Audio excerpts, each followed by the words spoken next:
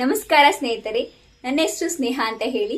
ನವರಾತ್ರಿಯ ಈ ಪವಿತ್ರ ಸಂದರ್ಭದಂದು ಯಾದೇವಿ ಸ್ತುತಿಯನ್ನು ಸಂಪೂರ್ಣ ಪಾಠ ಹಾಗೂ ಅದರ ಅರ್ಥವನ್ನು ತಿಳಿದುಕೊಳ್ಳೋಣ ಬನ್ನಿ. ಶ್ಲೋಕ 1.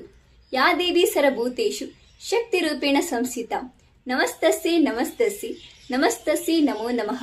ಇದರ ಅರ್ಥ, ಎಲ್ಲಾ ಜೀವಗಳಲ್ಲಿಯೂ ಶಕ್ತಿ ರೂಪವಾಗಿ ನೆಲೆಸಿರುವ ದೇವಿಗೆ ಪುನಃ ಪುನಃ ನಮಸ್ಕಾರಗಳು. ಶ್ಲೋಕ 2.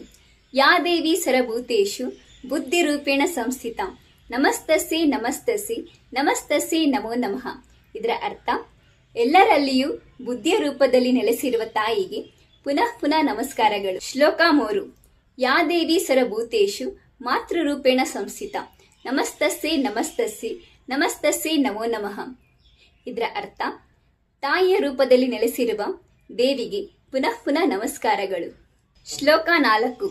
ಯಾದೇವಿ ಸರ್ವಭೂತೇಷು ಛಾಯಾರೂಪೇಣ ಸಂಸ್ಥಿತ ನಮಸ್ತಸ್ಸೆ ನಮಸ್ತಸ್ಸೆ ನಮಸ್ತಸ್ಸೆ ನಮೋ ನಮಃ.